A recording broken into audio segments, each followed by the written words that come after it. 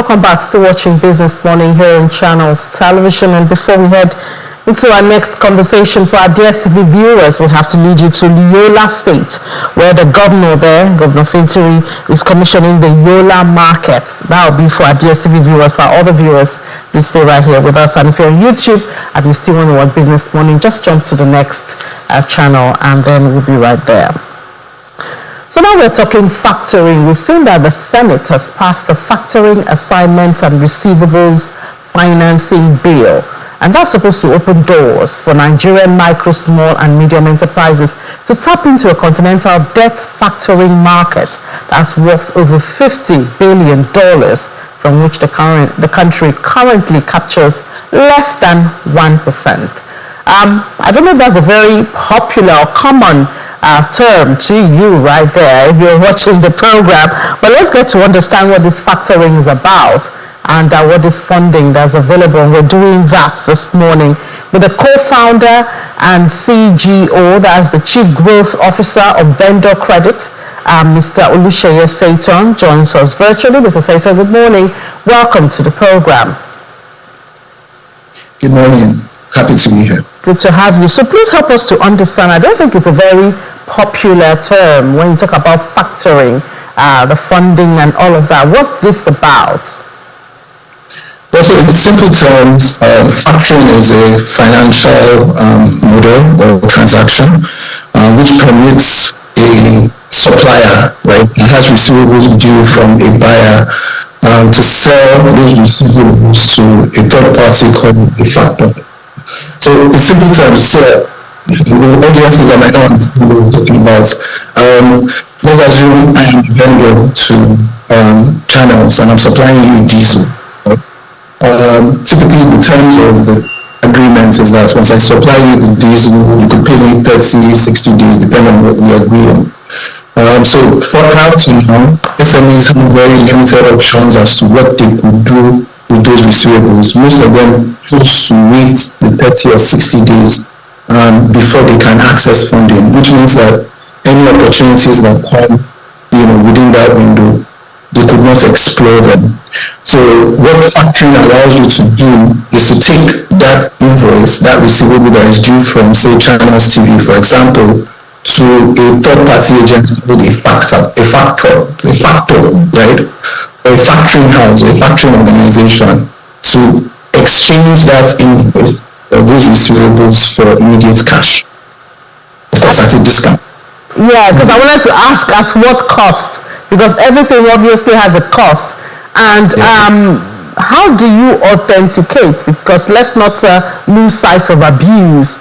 There needs to be a structure that gives authentication and parameters, for who or what kind of business or what kind of corporates or companies can be involved in this.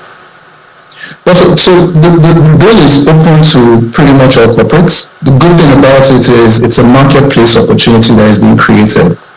So what that means is at the end of the day, it's a willing buyer, the willing seller would meet a willing buyer. So what would come to play would now be a conversation around what kind of corporate is it, what's their antecedents, how strong are they financially. All those things will now come into play when determining what the pricing or what the discount factor, right, that will be applied to the invoice value would be. For verification, the way it is right now is structured such that, as a factor agency, you write to the corporates to notify them, to validate and also notify them of the transfer of those receivables to you, right, which is buying those receivables. So the verification obviously has to be from source, which in this case would be directly from the corporates themselves. And this bill by the Senate, what does it do? Because in this value chain, I don't hear you mention a government or regulation. So where does this bill, where does it fit in? Well, so what the bill is doing is it's creating the legal framework, right, to enable these activities occur. So if you're looking at other countries on the continent, for instance, if you're looking at, say, South Africa, which does over 80% of the factoring that happens in Africa as it is, Egypt, Morocco, which come second and third, in that particular order. People have been able to unlock billions of dollars in factoring. So I think what the bill is the first step. I suspect that what would happen is, as they implement some of these things, we'll see revisions and amendments and supplementary bills come to support the activity that's going on in that place. But overall, I think it's a win for small businesses. What it does is it allows them to have more of a variety of options in which they can access capital from, as against just the loans and the stringent terms in which they have to deal with the existing options that they have in front of them.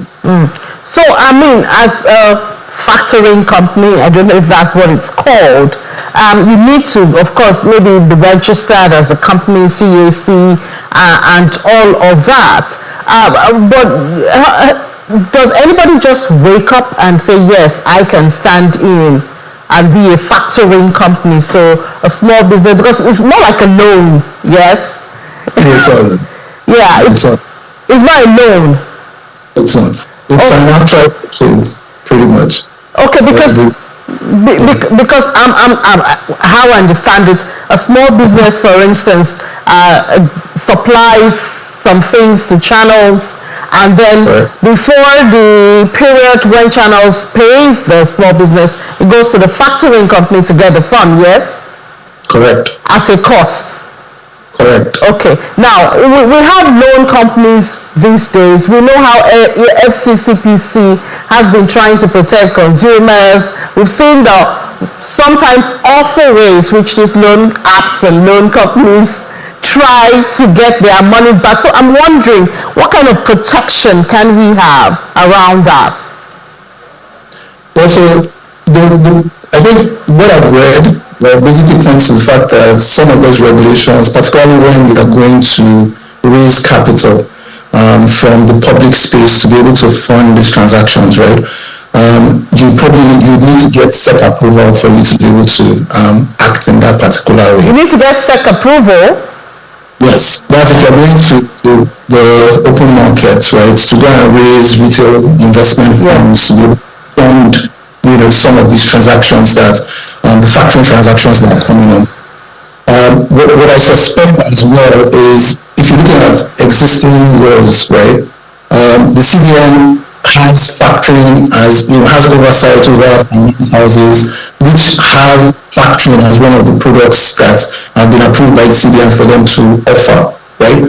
So the chances that I suspect that they're going to push licensing of any factoring house, right, to either run through the CBN or probably SEC, two of them, but I see more of the CBN. They're the ones that already have those products in place for people. I think that's on one side. I think that's one thing that probably would be, that also still needs to be clarified as we go further in implementing this factoring bill. So it's obviously a very fresh market that still needs a lot of enlightenment and structuring.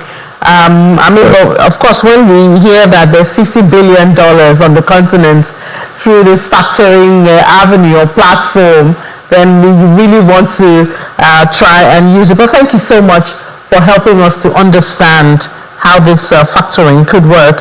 Co-founder and Chief Growth Officer of Vendor Credit, Mr. Lucia Satan. Thank you very much, Ini. Enjoy the rest of your day. You too. Let's take a break now. When we come back, we'll go global. Please stay with us.